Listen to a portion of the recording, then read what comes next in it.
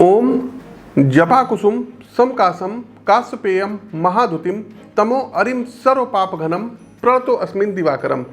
नमस्कार, जय श्री राम मित्रों। ज्योतिष के इस मंच पर मैं पंडित आशीष वत्स उपस्थित हूँ आप सभी प्रबुद्ध दर्शकों के समक्ष। सूर्य का मीन राशि में गोचर जो 15 मार्च को होने वाला है, इसका प्रभाव आप सभी जातकों पर क्या पड़ेगा। साथियों, 15 मार्च 2022 सुबह 12:31 पर ग्रह कुलाधिपति भगवान भुवन भास्कर जल तत्व प्रधान मीन राशि में प्रवेश करेंगे, जहां ये 14 अप्रैल 2022 तक रहेंगे। लगभग एक माह के इस गोचर काल में अग्नि और जल का यह संयोग आपके जीवन पर क्या प्रभाव डालेगा। मित्रों, हम जिस ग्रह पर रहते हैं पृथ्वी, उसकी उत्पत्ति भगवान सूर्य से ही हुई है। अतः आदित्य नारायण हम सभी के पितामह हैं।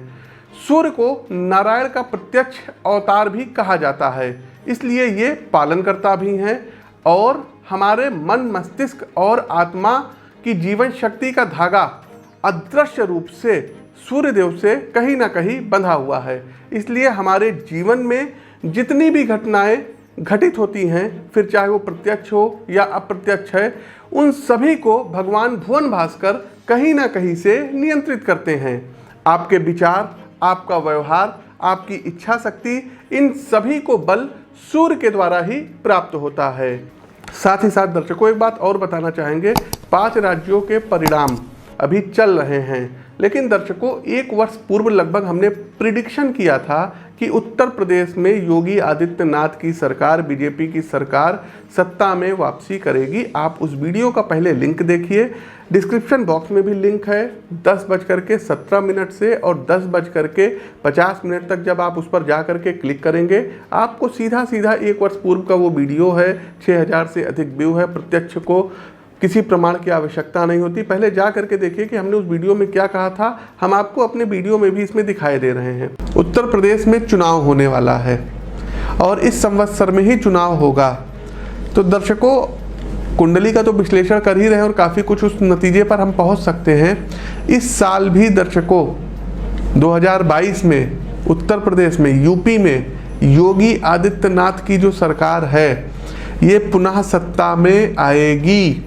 ये आप लोग मोटे मोटे अक्षरों में नोट कर लीजिएगा, इस वीडियो का इसको आप लोग देख लीजिएगा। दूसरा दर्शकों, मणिपुर के बारे में हमने प्रेडिक्शन किया था कि मणिपुर में कमल खिलेगा और वैसा ही होता दिखाई पड़ रहा है। आप उस वीडियो का लिंक देखिए। आगे बढ़ते हैं दर्शकों, मणिपुर।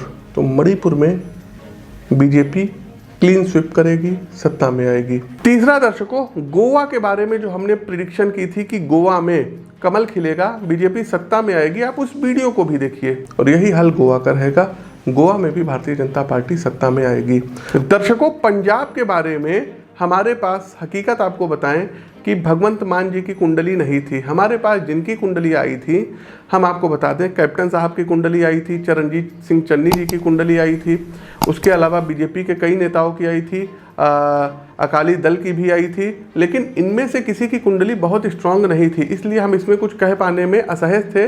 लेकिन जो पार्टी की कुंडली थी, आम आदमी पार्टी की कुंडली थी, तो उसमें हमने साफ साफ कहा था कि बहुत ही अच्छे, मतलब आम आदमी पार्टी का प्रदर्शन बहुत ही अच्छा रहेगा और वैसा ही होता दिखाई पड़ा। रही बात उत्तराखंड की दर्शकों, जी हाँ, उत्तराखंड पर भी अब आ जाते हैं, क्योंकि जहाँ कहीं कमी हो तो उसको स्वीकार कर लेना चाहिए। उत्तराखंड के बारे में दर्शकों हम आपको बताएं कि हमने वहाँ प्रेडिक्शन की थी कि बीजेपी और कांग्रेस के बीच बहुत कड़ी टक्कर रहेगी और हमने वहाँ प्रेडिक्शन किया था कि कांग्रेस सत्ता में आ सकती है। ये मैंने वहाँ प्रेडिक्शन किया था। ये प्रेडिक्शन हमारी गलत हुई है। इसके बारे में मैं आपसे माफ़ी मांगता हूँ। जहाँ कहीं भी कमी रही होगी मैं पुनः देखूँगा। काउंटिंग अभी भी चल रही है और आगे देखते हैं क्या होता है। लेकिन हम आपको बताएं दर्शकों, यूपी में इतनी कुंडलियाँ आ गई थी कि अन्य स्टेट्स पर उतनी ज़्यादा मेहनत हम नहीं कर पाए, ये फैक्ट है, क्योंकि यूपी में विधानसभा की सीटें बहुत ज़्यादा हैं। तो इस लिहाज से दर्शकों, कहीं जो कमी रह गई होगी हाथ जोड़ करके माफ़ी मांगते हैं। जहाँ कहीं भी कमी होगी आगे फिर देखेंगे। भाई, हम कोई जो है ईश्वर तो है नहीं कि जो बोलेंगे वही सही हो जाएगा, लेकिन हमारा जो अनुभव कहता है वो मैंने आपके सामने बताया है और लगभग हर चीज़ों में हमारी प्रेडिक्शन सही हुई। इससे पहले भी 5 राज्यों के चुनाव में सब सही रहा है। अभी काउंटिंग चल रही है, आगे देखते हैं क्या होता है। खैर, आगे बढ़ते हैं और एक छोटा सा अपडेट ये भी देना है कि 25 से लेकर के और 27 अप्रैल तक हमारा दिल्ली आगमन होगा। तो जो भी दर्शक दिल्ली से हैं या इसके आसपास के क्षेत्रों से हैं, आप लोग हमसे मिल करके वहाँ पर अपनी कुंडली का विश्लेषण करवा सकते हैं। तुला राशि के प्रिय मित्रों, हर प्रकार से समय आपके अनुकूल रहने वाला है। भगवान भुवन भास्कर की कृपा से आपको जबरदस्त आंतरिक ऊर्जा प्राप्त होगी। प्राणों में एक नवीन उत्साह का अनुभव आपको अंदर से सशक्त बनाएगा। पेशेवर जीवन में आप आगे बढ़कर जिम्मेदारियां उठाएंगे। जो भी प्रोजेक्ट्स आपके वर्क प्लेस पर सामने आएंगे, आप उसमें लीडर की भूमिका में रहेंगे। आप तय करेंगे अगले 3 से 4 माह के लिए आपके कंपनी या विभाग के लक्ष्य क्या हों और किन माध्यमों से इन्हें प्राप्त किया जाएगा।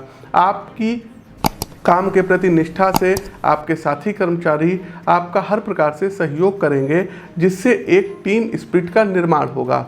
वो स्टूडेंट जो अपनी उच्च शिक्षा के अंतिम वर्षों में हैं, मेरा सुझाव है आप अपनी प्रोफेशनल CV किसी अच्छे से जो व्यक्ति तैयार करते हैं उनसे तैयार करवाइए, क्योंकि आपके लिए जॉब संबंधी काफ़ी अच्छे योग बन रहे हैं। जो भी युवा अपना स्टार्टअप संबंधी कोई प्रोजेक्ट, व्यवसाय या ऑनलाइन चीज़ों को शुरू करना चाह रहे हैं, उसके लिए काफ़ी लंबे समय से प्रयासरत थे, तो इस समय अवधि में जा करके अब पूर्ण होगी।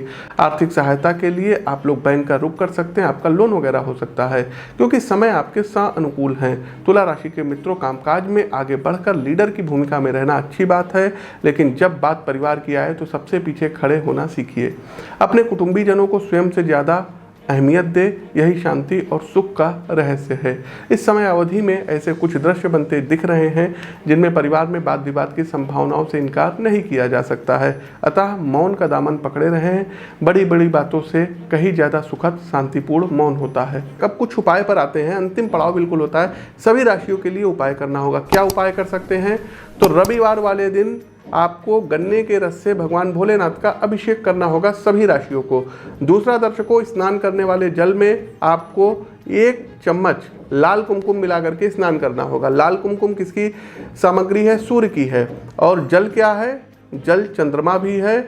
और मीन राशि कौन सी राशि है? तो जलीय राशि है। तो इन दोनों को कॉम्बिनेशन को आप बनाइए और स्नान करिए। तीसरा, दर्शकों, भगवान भुवन भास्कर को जल में लाल कुमकुम और हल्दी बृहस्पति है और सूर्यदेव मीन राशि बृहस्पति के घर में जा रहे हैं, तो जल में लाल कुमकुम और हल्दी मिक्स करके आपको अर्घ देना रहेगा और आदित्य हृदय स्त्रोत का पाठ करना रहेगा। प्रतिदिन 1 माला गायत्री मंत्र की अवश्य पढ़िए। आदित्य हृदय स्त्रोत का पाठ रविवार के दिन आप लोगों को 3 बार करना होगा। तो ये कुछ उपाय हैं जिनको करके आप अपने जीवन को समृद्ध बना सकते हैं। हमारा प्रस्तुत राशिफल कैसा लगा कमेंट बॉक्स के माध्यम से हमें अवगत कराइए। नए हैं तो सब्सक्राइब कीजिए, फेसबुक पेज को फॉलो कीजिए। अपनी वाणी को विराम देते हुए ज्योतिष के इस मंच से मैं पंडित आशीष वत्स आप सभी प्रबुद्ध दर्शकों से विदा लेता हूं। नमस्कार, जय श्री राम।